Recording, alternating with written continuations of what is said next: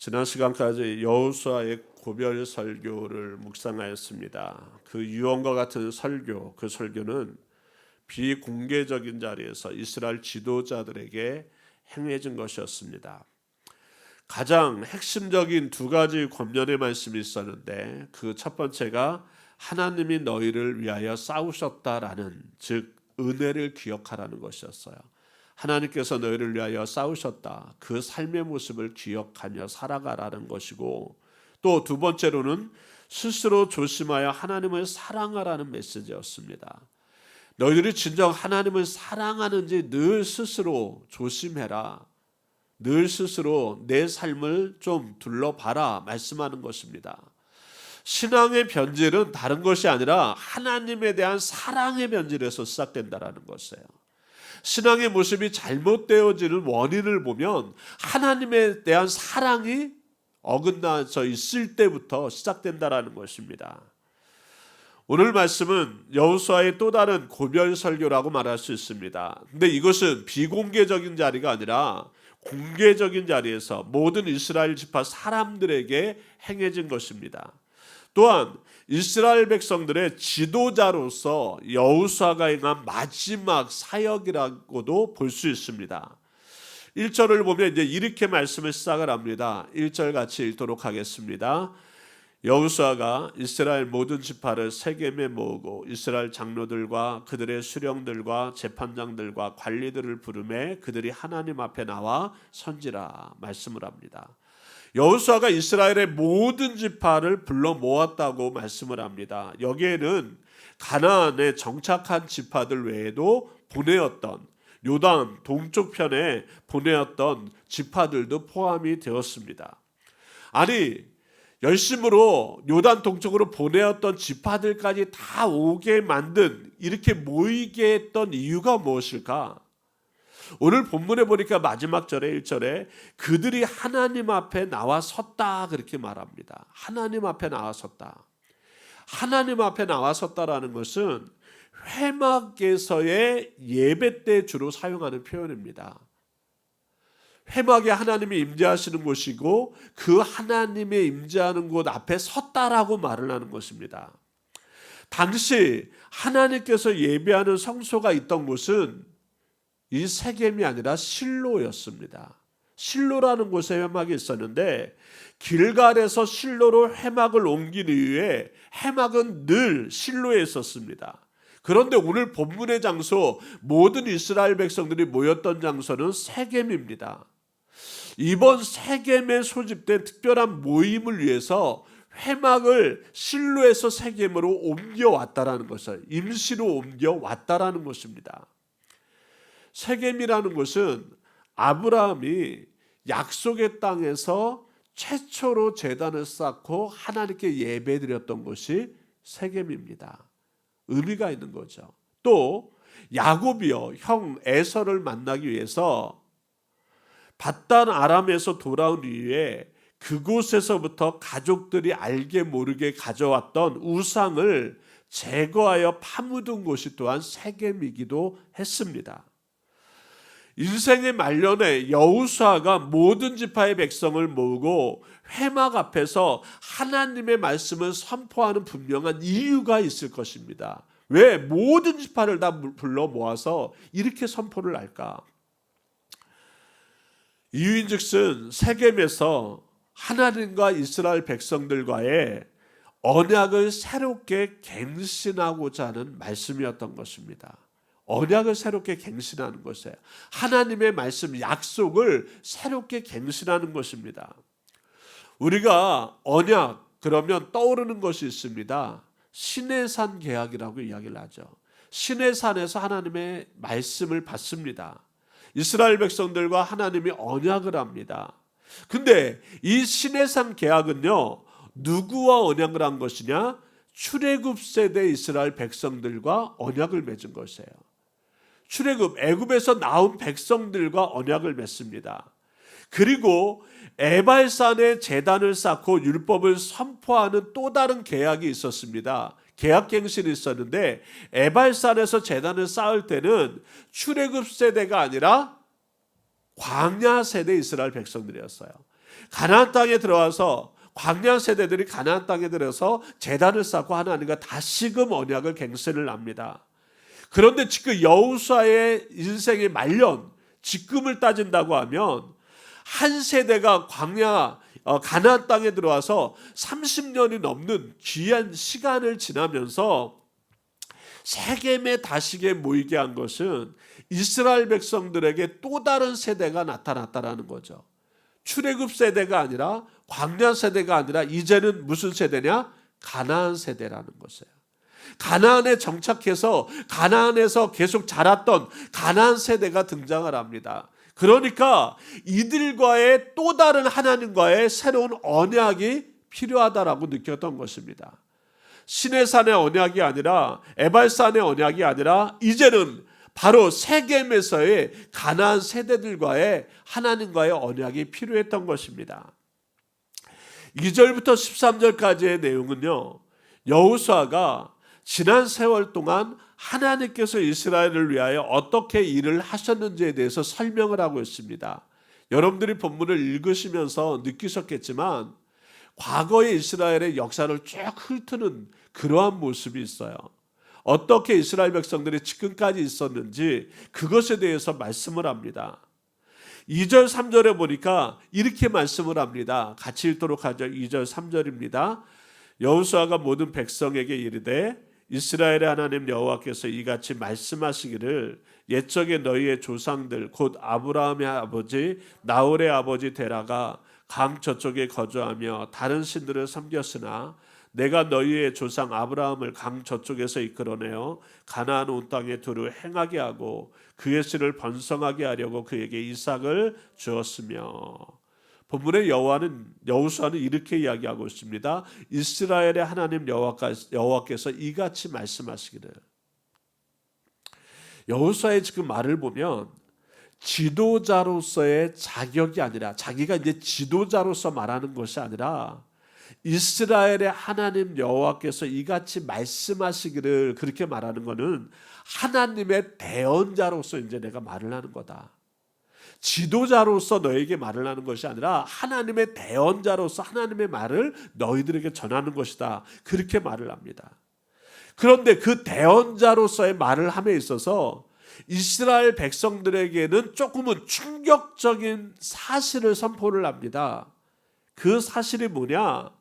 너희들의 조상, 우리의 조상 아브라함이 하나님의 부르심을 받기 이전에 갈대아 우르 지방에서 하나님이 아닌 다른 신들을 섬기던 우상 숭배자였다라는 사실을 이야기합니다. 하나님을 섬기기 이전에 우상을 숭배했던 자들이었다라고 말하는 거죠. 아니, 그런 거 있잖아요. 선조들의 조상의 잘못된 과거를 굳이 후세에게 이야기할 필요가 있을까? 바로 다음 세대도 아니고 세대가 점차적으로 이렇게 건너져 가는데 그들에게 선조에 대한 잘못된 이야기를 굳이 할 필요가 있을까라는 생각도 듭니다. 여러분들, 왜 여호수아는 아브라함이 우상을 숭배했던 사람이었다, 그들의 어떤 가정에서 태어난 자였다라고 굳이 말을 할까? 이유가 있었습니다. 그 이유는요, 아브라함에 대한 막연한 환상을 이스라엘 가나안 세대들에게 깨트리고자 하는 의도였습니다. 아브라함 믿음의 조상, 그것에 대해서 대단히 자랑스럽게 여기고 믿음의 조상이라는 그 자부심을 가졌던 것에 대해서 여호수아는 가나안 세대들에게, 다음 세대들에게 그 환상을 깨트립니다. 그게 아니었다. 아브라함을 통해서 이루어진 자랑스러운 업적, 믿음의 조상이었다라는 그 자부심이 아브라함에 의해서 이루어진 것이 아니라 오직 하나님의 은혜 때문에 이루어진 것이다라는 것을 여호수아는 말하고 싶었던 것입니다. 여호수아는 지난 역사를 통해서 하나님께서 모든 일을 이루셨다라는 것을 강조합니다. 그것을 우리가 어떻게 할 수 있느냐? 오늘 본문에 보니까 여호와의 말씀을 대언하는 자로서의 여호수아잖아요. 근데 본문을 여러분들 보면 매 절마다, 거의 절마다 무슨 말씀이냐? 13절까지 내가라는 말씀이 있습니다. 내가, 그리고 시작을 하죠. 5절에도 내가 모세 아론을 보내었고, 6절에도 내가 너희의 조상들을 애굽에서 인도하여, 또 8절에도 내가 또 너희를 인도하여, 11절에도 내가 그들을 너희 손에 넘겨주었고, 계속 내가라는 말씀이 나옵니다. 이 내가가 누구예요? 하나님이죠. 여호와가 12절 13절에는 그 절정에 다다릅니다. 12절 13절을 같이 읽겠습니다. 시작. 내가 왕벌을 너희 앞에 보내어 그 아모리 족속의 두 왕을 너희 앞에서 쫓아내게 하였나니 너희의 칼이나 너희의 활로서 이같이 한 것이 아니며 내가 또 너희가 수고하지 아니한 땅과 너희가 건설하지 아니한 성읍들을 너희에게 주었더니 너희가 그 가운데에 거주하며 너희는 또 너희가 심지 아니한 포도원과 감람원의 열매를 먹는다 하셨느니라. 전쟁에서의 승리도 이스라엘 백성들의 활과 칼로 이룬 업적이 아니라는 것이에요. 하나님께서 그렇게 만드셨고 하나님께서 쫓아내셨다라고 말씀을 합니다. 이스라엘 백성들이 수고하지 아니한 땅을 차지하고 세우지 아니한 성읍들을 차지하게 된 것, 그것도 하나님께서 허락해 주셨다라고 말씀을 하는 것입니다. 지난 주일날 저희들이 찬양을 불렀었죠. 말씀 끝나고 찬양을 불렀어요. 고린도전서 15장 사도 바울이 고백했던 것처럼 내가 나된 것은 오직 하나님의 은혜라는 찬양을 불렀어요. 하나님의 은혜다. 여러분들, 하나님의 은혜로 된 것이지 아브라함의 힘으로 된 건 아니다. 너희 손자 아브라함이 믿음의 조상으로서 그렇게 될 수 있었던 것은 아브라함의 노력과 수고와 열심, 그것으로 된 것이 아니라 하나님의 은혜로 된 것이다. 그것을 말씀하고 있습니다. 그렇다면 하나님의 은혜를 받은 자로서 이스라엘 백성들은 이제부터 어떻게 살아가야 할 것인가? 바로 이 이야기를 하기 위해서 이스라엘의 역사를 여호수아는 말하고 있는 것입니다. 14절 같이 읽겠습니다. 14절입니다. 시작. 그러므로 이제는 여호와를 경외하며 온전함과 진실함으로 그를 섬기라. 너희의 조상들이 강 저쪽과 애굽에서 섬기던 신들을 치워버리고 여호와만 섬기라. 이스라엘 백성들이 하나님의 은혜로 여기까지 온 것이 사실이라면, 정말로 하나님의 은혜로 여기까지 왔다라는 것을 너희들이 고백한다면 이제부터는 하나님만 섬기며 살아가는 것이 마땅한 일 아니냐, 그렇게 말씀을 합니다. 그리고 하나님을 온전하게 진실하게 섬기려면 해야 될 것이 있는데 우상을 치워버리고 오직 여호와 하나님을 섬겨야 될지니라 말씀을 하고 있습니다. 여러분들, 여기에서 우리는 당시 이스라엘 백성들 중에 아직도 갈대아 우루 지방에서 섬기던 신들이나 애굽에서 섬기던 신들을 몰래 간직하고 있던 사람들이 있었다라는 것을 의심할 수가 있습니다. 여호수아가 이렇게까지 우상을 치워버리라고 하는 이유, 그리고 여호와 하나님을 섬겨야 된다라고 하는 이유는 그렇지 않기 때문에 또다시 가나안 세대들에게 부탁하는 것이죠. 여호수아는 계속해서 말씀을 합니다. 15절 같이 읽겠습니다. 15절입니다. 만일 여호와를 섬기는 것이 너희에게 좋지 않게 보이거든 너희 조상들이 강 저쪽에서 섬기던 신들이든지 또는 너희가 거주하는 땅에 있는 아모리 족속의 신들이든지 너희가 섬길 자를 오늘 택하라. 오직 나와 내 집은 여호와를 섬기겠노라 하니. 여호수아는 이렇게 말하죠. 하나님을 예배하는 것이 나쁜 일이라고 결정한다면, 너희들이 볼 때 하나님을 섬기는 것이 나쁜 일이라고 결정한다면 내가 섬길 신을 선택해라. 그것도 오늘 당장 해라. 그러면서 여호수아는 선택의 모습이 아닌 결정에 대해서 선포를 합니다. 나와 내 집은 여호와를 섬기겠노라. 그렇게 결정했다라고 말씀을 합니다. 여러분들, 하나님은요, 여러 신들 가운데 포함되어 있는 하나의 옵션이 아니다라는 것이에요. 선택이라는 것은 동등한 것들 가운데 그 어떤 것, 좋은 것을 선택하는 것이 선택이죠. 나에게 더 나은 것을 취하는 것이 선택입니다. 그런데 하나님은요, 신들 가운데 있는 옵션이 아니라는 거예요. 선택의 대상이 아니라는 것이에요. 많은 사람들이 하나님을 필요할 때 선택할 수 있는 여러 가지의 옵션 중에 하나라고 생각을 합니다. 이것이 문제라는 거죠. 여러분들, 구원이 옵션 중에 하나입니까?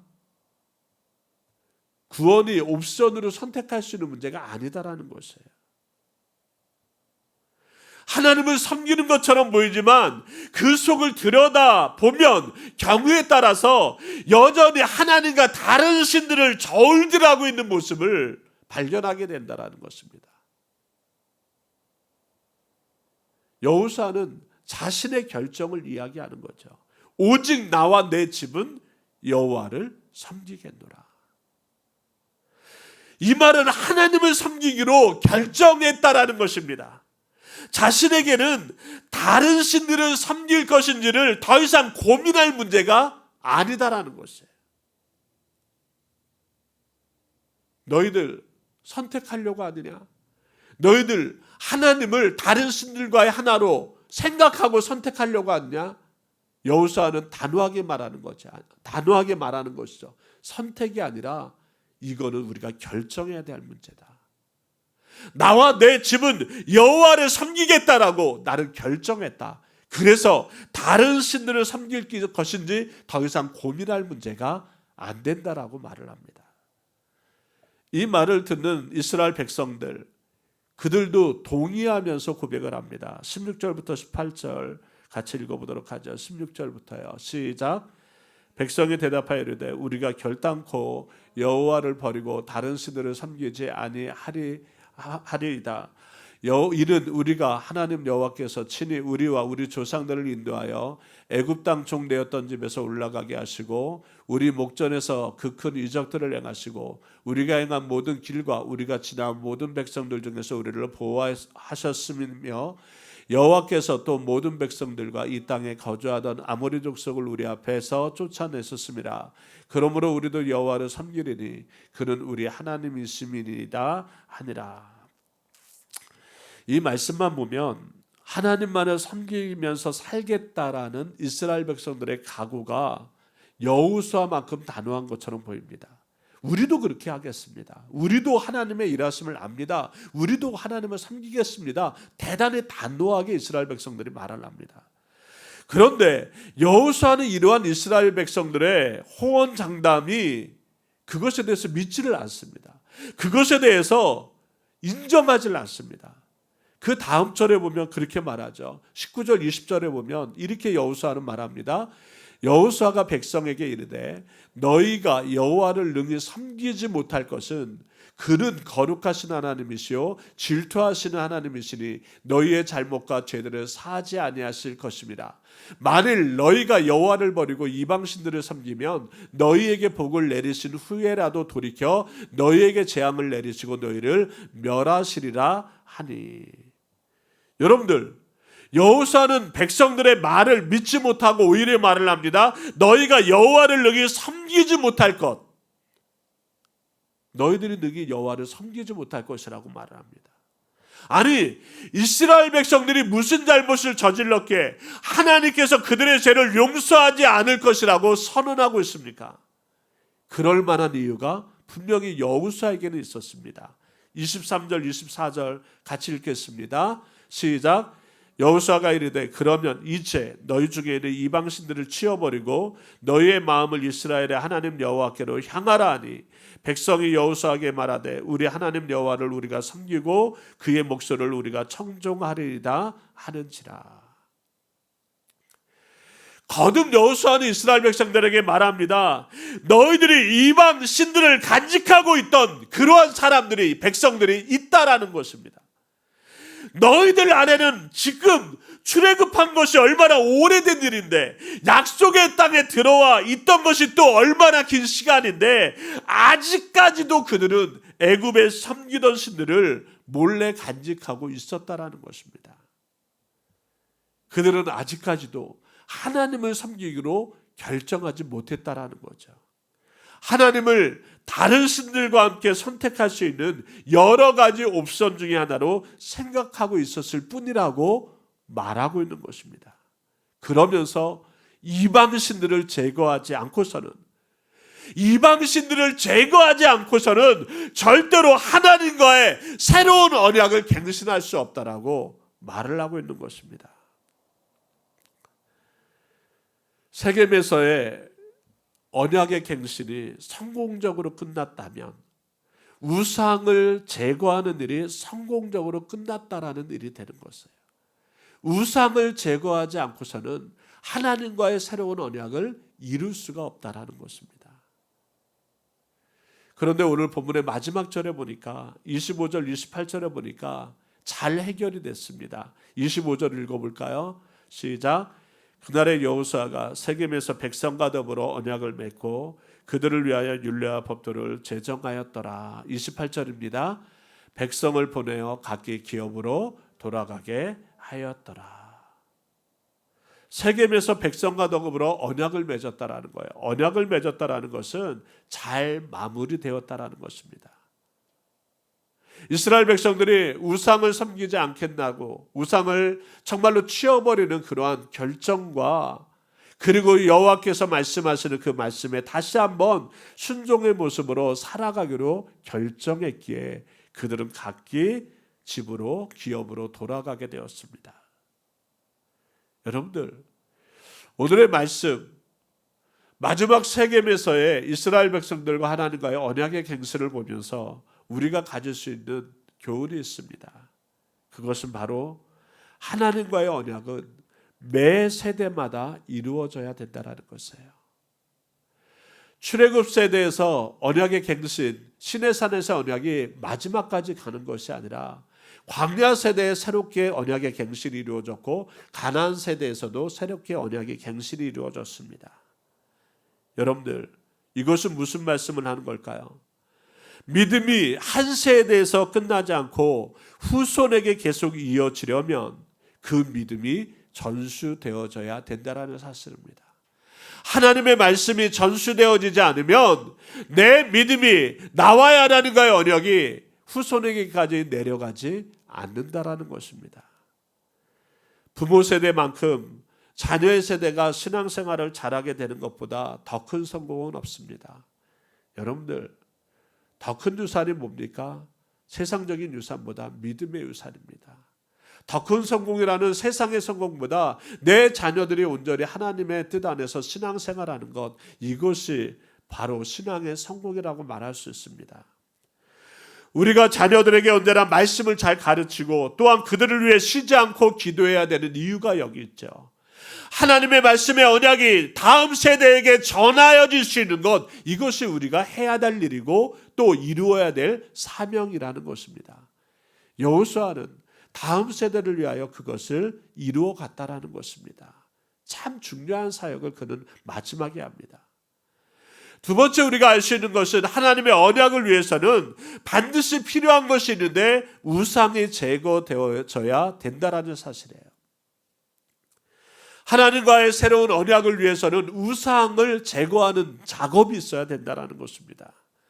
여러분들, 우리는 옛날 이스라엘 백성들처럼 눈에 보이는 우상들을 가지고 있지는 않습니다. 여러분들 집에 눈에 보이는 우상을 섬기지는 않아요. 그러나 현대의 모습 속에서는 하나님보다 더 사랑하고 더 귀하게 여기는 것이 우상이라면 눈에 보이지 않는 우상이 우리 주위에 너무 많다라는 것이에요. 무엇인가 금송아지를 만들어 놓고 무엇인가 형상을 만들어 놓고 우리가 절을 하지는 않지만 눈에 보이지 않는 우상이 우리에게는 너무나 많다라는 것입니다. 가장 큰 현대인들의 우상이 뭡니까? 돈이죠. 돈. 뭐니 해도 머니가 최고다라고 말하는 것처럼 돈이 우상이 됩니다. 여러분들, 혹시 나라에서 주는 돈 때문에 여러분들 가정이 조금 불협화음이 있지는 않습니까? 경기도에서 주는 것은 개별적으로 줬잖아요. 다 개별적으로 줬어요. 뭐라고 할 것도 없어요. 근데 나라에서 주는 건 누구에게 줘요? 세대주에게 줘요. 자녀들이 아니면 주변에 아내나 남편이 뭐 남편이 세대주가 된 사람 말고 다른 사람들이 그것에 대해서 불만을 갖지는 않습니까? 이혼한 가정이 양육권 때문에 문제가 생기죠. 이혼했는데 아직 이혼의 정리가 끝나지 않아서 세대주에게 돈이 가는 거예요. 양육은 내가 하고 있는데 자녀가. 그것 때문에 법적인 어떤 그것 때문에 말이 많아서 지금 그것을 뭐 해결한 것 같더라고요. 그거를 이제 이의 신청을 하고 그러면 그것이 확실히 서류상이나 그런 상황으로 되어지면 돈을 다른 쪽으로 지급하는 그런 모습이 있나 봐요. 돈 줄 땐 다 좋아했는데요. 돈을 받고 나니까 또 문제가 생기더라고요. 사람들 돈이 우상이 되는 게 맞아요. 참 돈이 우상입니다. 자녀가 우상이 되어가는 가정들도 참 많이 있습니다. 자녀가 우상이에요. 자녀를 위하면요 모든 걸 합니다. 근데 그것이 도를 넘어서서 하나님보다 더 큰 모습으로 자리매김하는 경우가 있습니다. 성공과 건강과 행복을 우상으로 삼기는 사람들도 참 많이 있습니다. 그런 우상들이 완전히 제거되지 않고서는 신앙의 진보를 기대할 수 없다라는 것이에요. 하나님과 동행하는 삶을 살 수가 없다라는 것이에요. 어떻게 하나님을 사랑하지 않으면서 하나님과 동행한다라고 이야기할 수 있느냐 말씀하고 있는 거죠. 여러분들 하나님과의 언약 행실을 위해서 반드시 필요한 것은 우상을 저버리는 것입니다. 제거하는 것이 있어야 된다는 사실이에요. 마지막으로 말씀드릴 수 있는 것은 삶의 자리를 약속의 땅으로 만들어가는 것은 오직 하나님만을 섬기기로 결정하는 것에 달려져 있다는 것이에요. 나의 삶의 자리를 하나님의 약속의 땅, 하나님의 모습으로 만드는 것은 내가 하나님만을 섬기기로 결정하는 그 모습에 달려져 있다는 것입니다. 우리가 선택할 수 있는 모습 가운데 하나님을 하나의 옵션으로 두어서는 안 된다는 것이에요. 하나님은 선택할 수 있는 것이 아니라 결정해야 되는 것입니다. 경우에 따라서 상황에 따라서 세상과 하나님을 저울질할 수 없다라는 것이에요. 여러분들 저울질하는 믿음의 신앙의 삶에서 어떻게 좋은 열매를 거둘 수가 있겠습니까? 하나님과 세상을 저울질하며 살아가는 사람에게 어떻게 하나님의 은혜와 축복을 기대할 수 있겠습니까? 여러분들 약속의 땅에 들어가는 것도 물론 쉽지 않은 일이지만 그곳에서 계속 살아가는 것도 쉽지가 않습니다. 그래서 여호수아는 말씀합니다. 오직 나와 내 집은 여호와를 섬기겠노라 결정합니다. 여러분들 결정하고 살아간다면 우리 생애가 다하는 순간까지 우리가 어디로 가든지 언제나 형통하게 하시는 하나님의 복을 누리며 살아가게 될 수 있다라는 것입니다. 오늘 말씀을 통하여 진정 우리가 살아가는 삶의 모습이 어떠해야 될까? 바로 그것은 하나님의 말씀이 하나님의 언약이 정말로 내려지는 다음 세대에게 이루어지는 넘겨지는 믿음의 모습이 되어야 될 것이고요. 또 하나님의 말씀을 어떠한 것보다도 더 큰 것으로 삼을 때 우상을 제거하는 모습이 있어야 되고 마지막으로 우리의 삶이 하나님만을 섬기겠다라고 결정하며 살아가는 삶이 되어야 될 줄로 믿습니다. 그러한 삶에 하나님께서 은혜를 주시고 축복을 더하여 주시리라 믿습니다. 우리 같이 찬양 부르시고 하나님에 대하여 말씀을 가지고 우리가 기도할 텐데요. 우리의 시선이 어디에게 있을까? 정말 세상이 아닌 하나님께 시선을 돌리고 살아가야 되는데 그 시선을 붙잡고 살아갈 수 있는 믿음의 모습 되기를 바랍니다. 오늘 찬양의 가사 보시고 우리가 부르시면서 정말로 내가 하나님 바라보고 하나님을 결정하고 여호와만 섬기겠다라고 결정하는 믿음 되기를 원합니다. 주님 바라보고 살아가는 자 되기를 원합니다. 고백하면서 이 찬양 부르시고 같이 기도하도록 하겠습니다.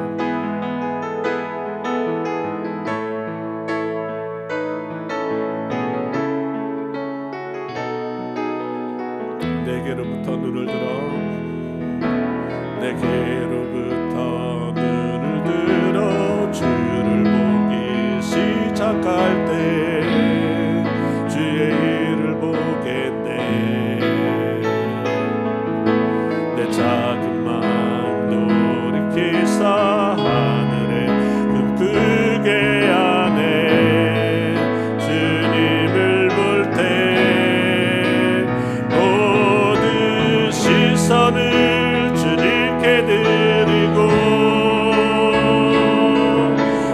살아계신 하나님을 느낄 때 내 삶은 주의 역사가 되고 하나님이 일하기 시작하네.